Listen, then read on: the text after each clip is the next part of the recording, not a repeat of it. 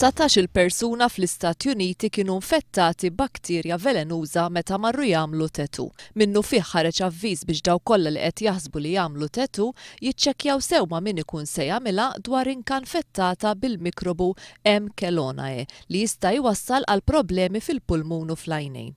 Problemi li wieħed ma jindunax bihom mill-ewwel u li jista' jieħdu tul ta' żmien biex jiġu meluba. Fl-Ewropa u f'Malta ma kienu rrappurtati l-ebda każijiet. One News tkellem ma' Matthew Aġus li ilu jaħdem f'dan il-qasam għal dawn l-aħħar 5 snin. Jgħid li bħal dan il-każ ma rax iżda ġiel iltaqa' ma' każijiet fejn ċertu kulur ma jaqbilx ma' ġilda partikolari.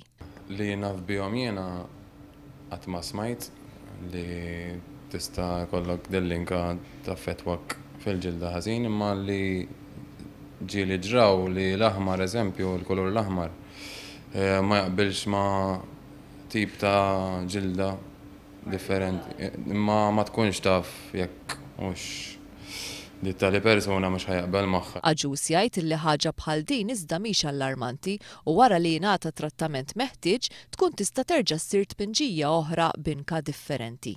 F'dak il-każ hemm proċedura li tuża krim apposta biex niżżel in-nefħa